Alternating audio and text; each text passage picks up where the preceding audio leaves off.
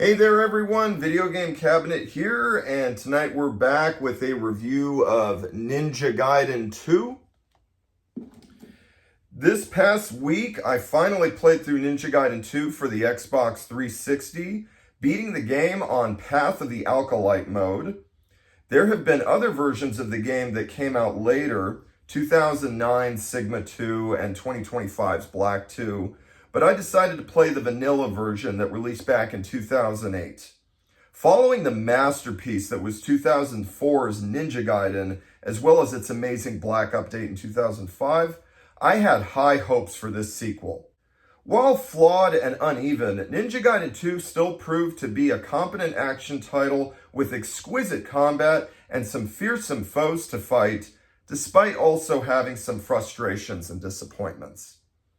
The throwaway plot of Ninja Gaiden 2 begins with Ryu Hayabusa chasing after the Black Spider clan to rescue the damsel in distress and retrieve some demon statue. The cutscenes are just an excuse to string together the real draw of Ninja Gaiden 2, and that is the swordplay you perform against the endless hordes of bad guys. Ninja Gaiden 2 retains the outstanding fighting system and razor-sharp controls of the previous Ninja Gaiden, but adds in the ability to dismember limbs from your opponents, leaving them still alive to attack until you finish them off. The extra blood and gore adds even more to the visceral impact of the already brutal combat. Unfortunately, Ninja Gaiden 2's otherwise superb gameplay is compromised by some pesky technical issues and problematic design choices. Many of the areas feel cramped and enclosed, and the camera makes matters worse. The developers foolishly chose to close the camera in and lower the angle. You have to constantly fight with the camera stick about as much as you fight with the enemies themselves, and it can be difficult to see exactly what's going on. I learned to get used to Ninja Gaiden 2's camera after a while, but it is a big step down from the first Ninja Gaiden's camera. The quality of Ninja Gaiden 2 varies throughout the 14 chapters. Some segments are really cool, such as Chapter 7, which takes place aboard a flying airplane and has plenty of great encounters that showcase the incredible fighting mechanics beautifully. However, there are some parts of the campaign that are just unfair and not fun. Certain areas of Ninja Gaiden 2 are littered with cheap shots from enemy projectiles you simply cannot see coming. Snipers will spam their bow and arrows or rocket launchers from afar, and it gets extremely frustrating. You will have to deal with bits of this throughout the whole game, but it becomes especially bad in chapters 8 and 9. Ninja Gaiden 2's boss battles can be hit or miss. The Metal Fish from chapter 3, Water Dragon from chapter 5, and Worm Boss from chapter 9 were really weak and lame. That's not the case with all of the bosses though. The showdowns with Elizabeth, Alexei, and Genshin were cool, and most of the late game bosses require skill and mastery of the controls to beat, giving the game a much appreciated upswing towards the end. After the utter perfection of Ninja Gaiden 1, it's a shame that Ninja Gaiden 2 is hampered by the faulty camera and inconsistent quality. There are even the occasional instances of slowdown getting especially horrendous in Chapter 10. Ninja Gaiden 2 must have been slightly rushed through development after the success of the first one. Team Ninja had created the finest 3D swordplay around with Ninja Gaiden 1, and that brilliant combat system is still here. Landing devastating combos with a badass selection of weapons is pure bliss. That is the Ninja Gaiden we know and love, giving me the test of tight reflexes and martial arts skills that I was craving. Ninja Gaiden 2 is indeed a mixed bag. In the end, it is a good game overall, even if it does not quite meet the standards set by the series before. I rate Ninja Gaiden 2 a 7 out of 10. And that is my review. Yeah, I gotta tell you, this was a pretty hard review to write because, very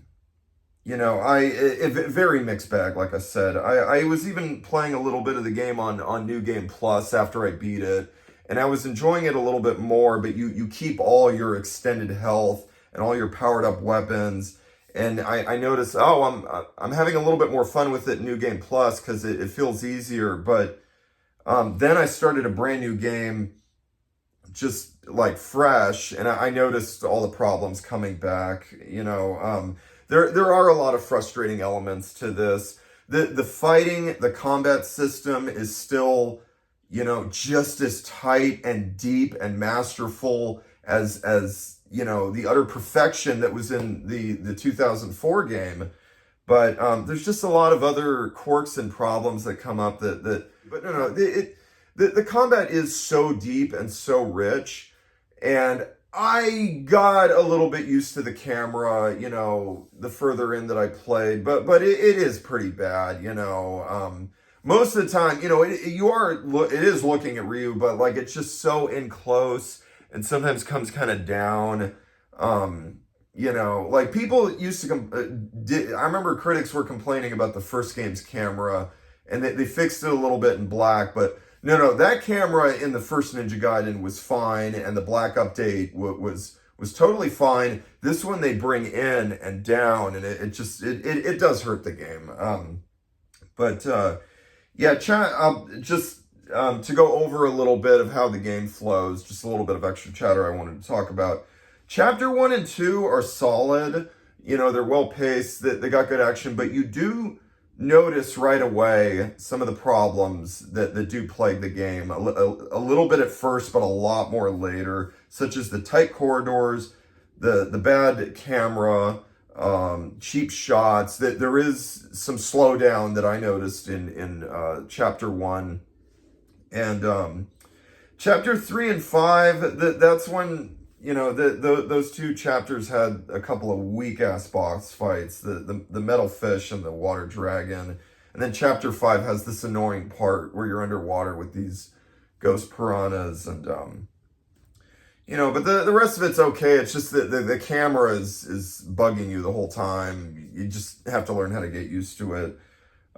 Chapter 4 had some major up close camera issues, but all throughout the game. Chapter 6 was okay. Chapter 7 was the best chapter for me. It's when you're on the airplane, and it's really cool. It's really exciting, really well paced. It ends with a boss fight. I think you encounter Genshin again, and it's cool. It requires tight reflexes. You're fighting human enemies most of the time. I think there's a couple robots here and there at the beginning, but no. The airplane level is great. It's long, it's exciting, it's fast paced. Then it ends with this fight with this armadillo that gives you a cheap, like one-shot death kill when you beat him. So you have to learn how to run away quickly, and it's kind of annoying, but still great chapter overall. And then right when things were turning around in chapter 7, chapter 8 brought all the problems back like freaking tenfold. I swear to God, chapter 8 and 9 were just the worst, because they're just loaded with spamming rocket launcher enemies that just, like, it gets so frustrating, and it just requires luck to beat some of the enemies that you're fighting, and then you have to rush over and get the sniper people, or just somehow be lucky enough to be fast enough with your bow and arrow. I mean, there's just so many rocket launchers coming at you. It requires luck, not so much skill, to actually snipe them with your own bow and arrow. Luckily, I was playing on Path of the Alkalite mode. I don't know how Path of the Warrior, that just sounds extra frustrating. Yeah, chapter 9, more of those rocket launcher people as you're running around this, deep in the forest lagoon, and then you fight the worm boss, and he sucks.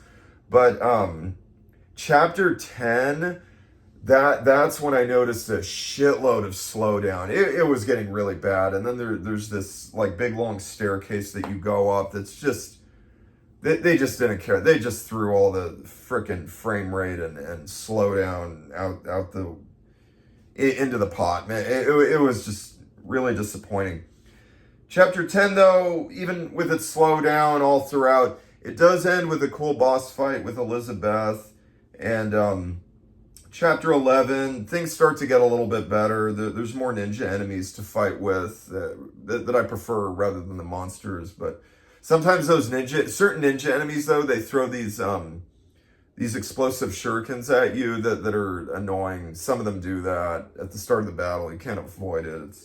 It's annoying. But then there's these two armadillos towards the end of chapter 11 that are two this time that gets annoying. And things get a little bit better in chapter 12, 13, 14. There are some cool boss battles in the final stretch of the game that require block, move, counterattack with the right combo, get out. I like stuff like that. Again, even though the camera is too in and down. But yeah, I mean, like I said, the game, the sword play here, the combat system itself is just as outstanding. It's not like the revolution that the first game was, but it's what the first game had, plus dismembering limbs, which adds even more blood and gore and visceral quality to it. But it's all compromised by this bad camera and just like some sections more than others with these enemies just spamming the rocket launchers, and then the occasional slowdown. The original the original Ninja Gaiden on the previous Xbox console did not have any slowdown. So I don't know why this one, it has bits of slowdown here and there, and it gets annoying, and sometimes it'll go away if you reload a save file, but other times not. So anyway, that is my review. Those are my thoughts. It was a hard game to grade because of how much of a mixed bag it was. But I'm gonna stick with my 7 out of 10 score. I think it deserves that. It's good, but flawed and mixed. Overall though, did I have a good time with it? Yeah, a good, but definitely not great time. It's got a lot of compromises behind it. So I'm going to settle in on a 7 out of 10 for Ninja Gaiden 2, and have a good night.